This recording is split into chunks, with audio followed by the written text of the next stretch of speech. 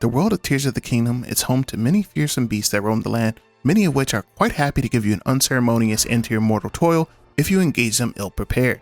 But that was yesterday, boys. Today, your favorite guide to all things Tears of the Kingdom has got all the tech to deal with every single boss in the game.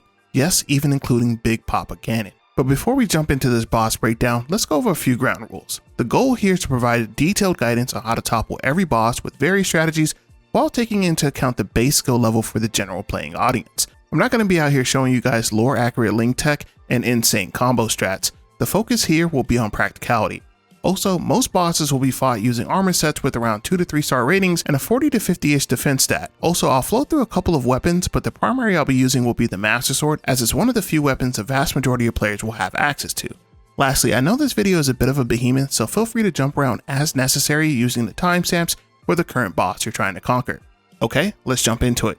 Starting with the Hinox. You might remember this guy as a punching bag that everyone was looking to do a trick shot combo on in Breath of the Wild. Well, there's a reason for that. All variations of this fella are kind of a pushover. There's a couple different ways to take him down, but the basic strategy is extremely easy. In fact, if you actually come upon him while he's sleeping with proper weapons, you can actually take him down before he even gets a chance to stand up. Otherwise, the battle goes something like this. Step 1, preparation. You really just need a bow, that's all you need, and a relatively strong weapon. The only real strategy here is to hit him in the eye. Once he topples over, run up and hit him. It's very straightforward. Now, on some of the harder variations, you'll notice that he starts blocking his eye. This can be easily overcome with things like Dazzle Fruit or just waiting for him to remove his hand. Also, if you're an absolute madman, you could just run up and use a charged attack on his shins. However, certain variants will have shin guards equipped, so be very careful with that. All in all, a pretty easy mark. And on to the most powerful variant of the Hinox, the undead Stalnox. The same game plan exists for this beast, with the added caveat that his eyeball will actually pop out of his skull and roll around, so make sure you destroy the eyeball quickly when it pops out of his head with your arrows. Also, Dazzle Fruit pretty much cripple this thing. And then sliding on to the mighty stone Talus. This thing comes in every variant imaginable, but mercifully the strategy is uniformly the same to topple this stone behemoth. You'll notice it has an ore deposit on its back. This is his weak spot, and there's a few ways to crack this nut. Preparation, armor breaker-esque weapons, things like cobble crushers, and elemental garbs as necessary if you're dealing with the ice or the fire variations. Step 1, the approach. While making your approach to the Talus, the beast will throw its arms at you in sort of a rocket punch. These can easily be recalled to damage the Talus itself and give you ground to advance.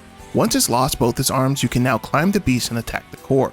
However, if you don't feel like doing any of that, rocket shields or any other method that gives you elevation plus bullet time with bomb arrows can absolutely crush the Talus in quick order. Now, as for its enslaved cousin, the Battle Talus, just shoot a muddle butt at it and watch it lose its mind and kill the monsters it's supposed to be protecting. You can also ascend to one of the wooden decks and make your way to the core directly, if you shall choose. And now it's time to take it to the skies and talk about the king of the beasts, the King Gleeok. All Gleeok share relatively uniform strategy to defeat, with the added addition of using their respective counter element. Fire against the ice Gleeok, ice against the fire Gleeok, you get the idea. But what do we do when we have all 3 elemental flavors on one beastly frame? We simply treat them all the same. Preparation. Something that can give you elevation quickly, either a rocket shield, zonite spring, or updraft of some type. Next up, a multi-shot bow of any type and around 20 or so Keese eyeballs. So first things first, this thing has some pretty good range and will almost always get the first attack against you, so be very aware of that. The moment the music switch, it's game time. Step 1, make your way into shooting distance of the beast and start firing off fused Keese eyeballs with your bow, which will give you easy critical hits on the dragon. Do this 3 times and the beastie will topple over. Now quickly rush in and try and dole out as much damage as possible before he recovers. Two-handed weapons and charge attacks work beautifully here. Now if you're kind of slightly overpowered, you can actually end the match right here. If not, once half of his life has been depleted, he'll get up and knock you back with a gust of wind and fly up into the sky. Now it gets a little dicey. He'll start raining down elemental madness, including giant icicles, massive fire meteors, and electric pillars. Needless to say, you want to end this quickly. The first thing you want to do is get elevation either by way of the rocket shield or recalling one of the falling icicles, which will put you at an equal level with the king. Now I tested the icicle thing for like 30 minutes in a row. It does work, but it's super finicky and the icicles do explode, so do that at your own risk. Now once you're up there, more Keese eyeballs, rinse and repeat the process, and he's out of here. The strategy is identical for the other variants, however they won't be nearly as tanky as the King Gleeok. Next up, let's talk about everyone's favorite boss to stumble across in the depths, the Frox.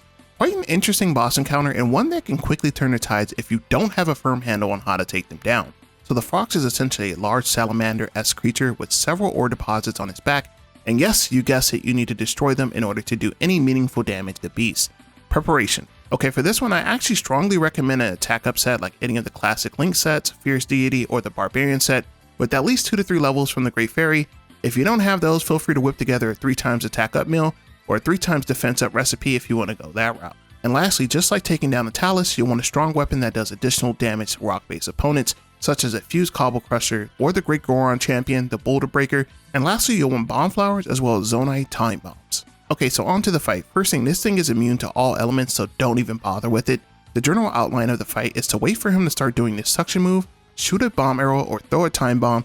After a moment, he'll implode, which will allow you to climb onto his back and start cracking at the ore deposit. So you want to make sure throughout the duration of the encounter that you stay a relative moderate distance away from him, so you don't have to waste excessive time running to him after he implodes. However, he does have some very nasty attacks, including swipes and belly splashes, and they can easily one-shot you if you have low-level equipment and minimal hearts.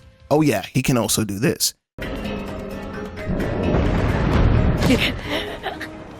But if you don't want to do any of that, I suppose you could get a bow with a lot of range and keep spamming bomb arrows at the cores until he dies. Again, getting some elevation really helps on this front. And also, Dazzle Fruit is your best friend here. Moving on to our next opponent, let's talk about the Demon of the Sand, the Molduga. This annoying little bugger can be found in the Gerudo Desert and are really problematic if you don't know how to fight them. Preparation, bombs, arrows, time bombs. Firstly, once you see the sand moving in a constant direction and the question mark appear, typically a Molduga is nearby. Step 1, stop moving. Just like those sandworms in Dune, this thing can pick up on movement. Once you're stationary, you'll want to throw down some bait to get the beast to come out of the ground. Either shoot an arrow, throw a bomb or a time bomb, it'll jump out of the ground to devour it.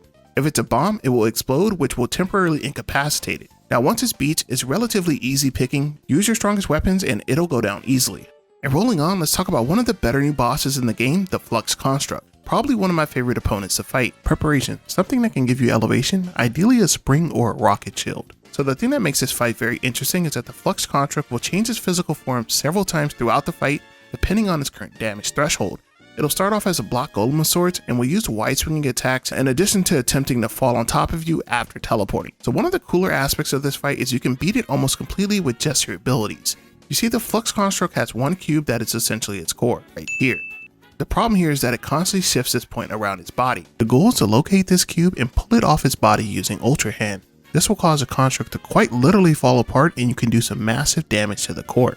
Quite hilariously, if you keep missing the core with Ultra Hand and keep pulling off cubes, it'll actually just lose structural integrity and completely fall apart. You can also tear off his arms and his legs as well. Once he loses a bit of health, he may turn into a cube and attempt to run you over. Don't mind that, continue using the same strategy and remain evasive. Note, you aren't limited to just using Ultra Hand, feel free to use AoE arrow shots with bombs, rubies, stuff like that. You can also do massive damage on the core as well. However, once it reaches about half health, it'll go into the sky and start throwing blocks at you. You got a few options here. You can either vault yourself in the sky by any means necessary and attack the core, or you can jump onto one of the cubes that it threw at you, recall it, and it'll put you front and center on top of the construct. Now it's time to talk about the absolutely terrifying Gloom Hands and Phantom Ganon duo. Preparation, bomb arrows, dazzle fruit, puff shrooms, Keese eyeballs. Now as we all know, Gloom Hands can be a real pain to fight even at higher levels due to their very fast movement speed and insane reach. Step 1. The moment you realize you stumbled upon them and the screen starts darkening, your bow is now your best friend. Bomb arrows and Keese eyeballs are great for raw damage, and dazzle fruit and puff shrooms are exceptional if you're going to try and run away and get some space. Now, I typically recommend trying to stand your ground because it's hard to outrun these things sometimes. Also, the hands are vulnerable to all three elements, so feel free to go ham with that as well.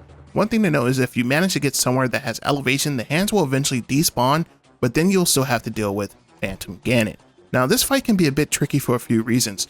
Firstly, his tracking is insane. He'll teleport across terrain and wide distances if you attempt to run away, so my recommendation is to just straight up fight him. Now, one thing to note is that he is slowly spreading gloom from his feet as the fight goes on. By hitting him, this will cause a gloom to retreat from the battlefield.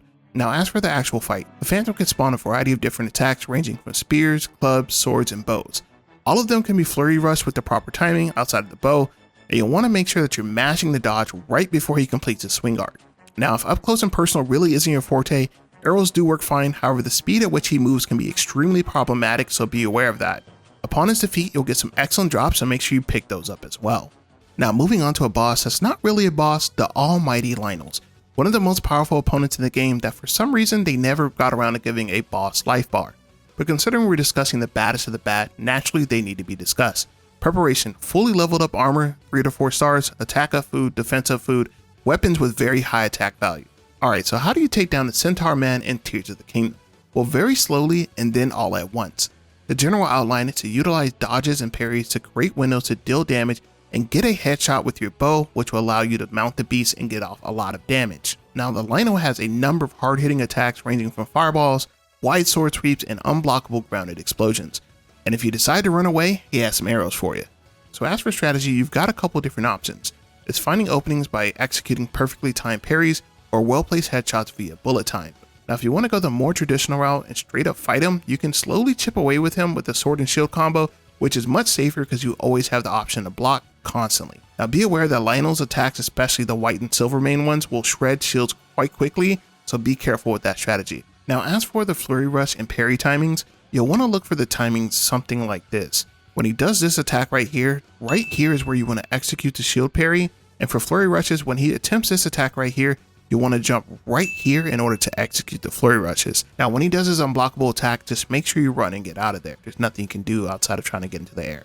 All in all, the Lynels are kind of harder than some of the bosses in this game, but they're very rewarding to take down and they give you some of the best drops in the entire game, so make sure you practice taking these things down. Now let's talk about our beloved temple bosses. Do note that the bosses can be refought in the depths at several different locations. I will leave a map link in the description below. Okay, so let's kick this thing off talking about the Scourge of the Wind Temple, Colgera. This battle will take place entirely in the air, and the only thing you'll really need is arrows and maybe a few bombs. Okay, so as I mentioned, there's a permanent updraft that will allow you to glide throughout the entire battle. You can use this to maneuver yourself and attack these ice crystals on Colgera, which are its weak point. Bullet time will absolutely be your best friend here. Use a combination of gliding and free falling to get Link into a position where you can get a clear shot at the ice cores. They need to be struck several times in order to be fully destroyed. Note that you can only typically destroy one before Colgera will retreat into a portal and reset the sequence. Now, once you've destroyed a few of the cores, Colgera will start summoning massive tornadoes to the field when he hits about half life. Remain evasive and maintain the same strategy. Now, I'd be remiss if I didn't mention that you can actually head dive directly through the cores all Black Adam style once there's an opening, which he'll actually give you by attempting to throw spikes at you. Probably the easiest temple boss, honestly. Next up, let's take it to the Spirit Temple and discuss the Flux Construct, probably the most hilarious boss fight in the game, and I genuinely laughed out loud when I realized that this was actually what the fight was going to be. Preparation. On your way to the Spirit Temple, there is a depot where you can equip Minoru.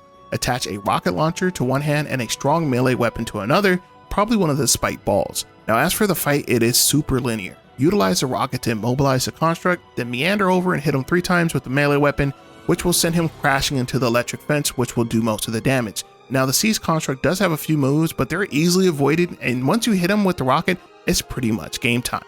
Super easy boss. Now, jumping into the Fire Temple and the Marble Gohma. Seriously, how many timelines do we have to clap a Gohma? This monster has been clapped in every way known to man. In phase 1 of the fight, the goal is to fire Yunobu at the beast's legs, which will cause it to topple over, which will allow you to run up and attack its eye. However, if you're feeling spicy, you can actually run directly under it, ascend up, and attack it directly. Now, his primary attack is to throw rocks into a circular formation, which will trap Link. You'll want to use Yunobu to trap yourself. Even if you just fired him, you should have enough time to get another shot off before you take serious damage. Once Gohma's at half health, he'll start his wall crawling activities, making it infinitely harder to snipe his legs out with Yunobu. However, his attack pattern stays exactly the same. So rinse and repeat and he's out of here. Also, hilariously enough, if you fight him in the depths, he actually never gets to use the secondary form because there's no walls, and this makes him very farmable. Okay, and now it's time for everyone's favorite, the Water Temple and its boss, the Mucktorok, which is the most annoying boss in this game for all the wrong reasons. So this little parasite will summon a Sludge Shark, which has several powerful AoE attacks, including one unblockable wave attack. Preparation. Water-based items such as Splash Fruit, Choo Choo Jelly, water-based weapons such as a fused fire hydrant, and multi-shot bows. So this entire boss fight is a game of cat and mouse. The Mucktorok's entire prerogative is to flood the stage with as much sludge as possible so he can hop from puddle to puddle. You'll want to make use of Sidon's ability to help clear the sludge as much as possible and keep the arena traversable. Now, once you get close to the boss, use water-based attacks to kill the shark, which will leave this annoying little bugger open to damage. Now, if you hit him again with water, this will stun him.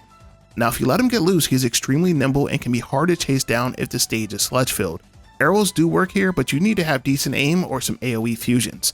This fight ultimately comes down to a battle of wills and can be tedious and drawn out. Stick to the strategy, make sure you don't have sludge all over the place, and you'll get them down in due time. And drum roll please for the craftiest boss fight in the entire game, Queen Gibdo. I had the unfortunate pleasure of fighting her with only 4 hearts and a dream.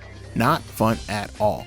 Preparation: electric or fire-based fusion materials as well as weapons. Okay, so this queen of ours is a schemer. You can see by the way she racks her hands together that she's up to no good, and that really comes across in her battle tactics.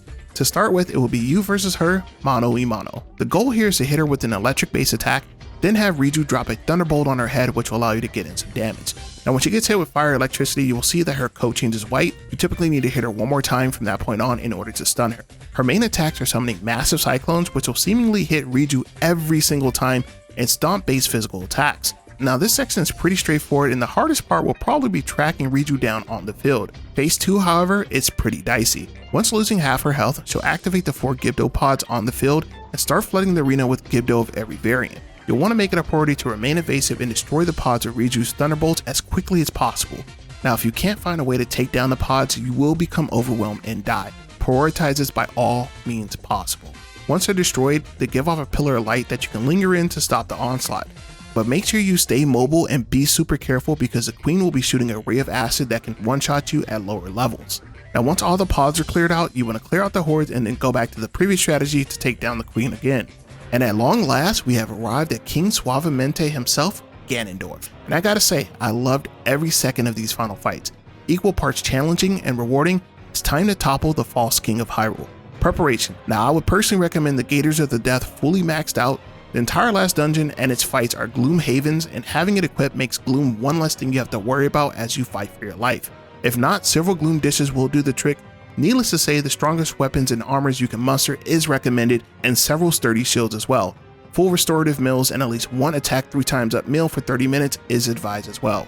Phase 1, a pretty simple fight. He behaves pretty much like Phantom Ganon and will switch between the 3 weapons at will. Now his sword attacks can be parried, and several attacks can be outright flurry rushed. In particular, when he does this massive club strike, it leaves him open for a lot of punishment. However, if you just try and go up and swing at him, it's likely he'll perform a dodge of his own, which can be a bit annoying to deal with. Also, he has Lynel's unblockable ground pound, so make sure you run away when you see him winding up. Of note, all of his attacks will do gloom damage, which just doubles the fun, am I right? Phase 2, this is when the king starts to turn up the heat. Firstly, as opposed to just doing gloom damage, you'll see that certain attacks will straight up crush your hearts permanently, which is pretty dangerous. Now in the first phase, you'll regain access to the sages, and the false king will summon a number of phantom clones. Use a multi-shot bow with bombs to shred them in short order. Keep in mind that Ganon can still be flurry rushed and parried in this form, so make sure you keep an eye out for those opportunities. Also, his explosion move now has a minimal startup but maintains a very large AoE radius. Be careful of that. Once at 50%, he'll have another stance change and remove your sages from the field. He'll start summoning projectiles that either fly at you or surround you. You can actually reflect the ones that surround you with a fully charged sword attack. The main thing here is to remain evasive and make sure you don't get cornered. Now for this section, the best time to rack on damage is when he whiffs a charge attack full screen and then crashes into the wall. Free damage, also Key's eyeballs work very well here. And now for our grand finale, it's dragon surfing time. Now, and I kid you not, my dumbass thought that you literally had to plunge the Master Sword into the beast's head with one shot. Yeah, your boy's brain really just don't be functioning sometimes. The true strategy is much easier, albeit not as cool as what I originally planned. This fight will take place entirely in the air. You'll see that the Ganon dragon has 4 postural-like nodes on his body. The goal is to land on his body and destroy each node. Note you will take gloom damage when you're on the beast's back, but the good news is that Ganon's only real attack here is to shoot massive gloom fireballs at which you'll need to evade. The glide set does definitely help on this front. Now for some reason you miss Ganon and you start free falling, the light dragon will catch you and bring you back up to altitude to take another crack at it. Once all 4 nodes are destroyed, you'll need to destroy the secret stone on Ganon's head, which will conclude the bout. Congratulations, Dragon Slayer, you're officially the best in all of Hyrule. I'd like to take a moment to thank everyone who checked out this guide, and feel free to drop additional tips on boss encounters down in the comments to help other community members out. As always, make sure you like and subscribe and keep it locked right here for Tears of the Kingdom content.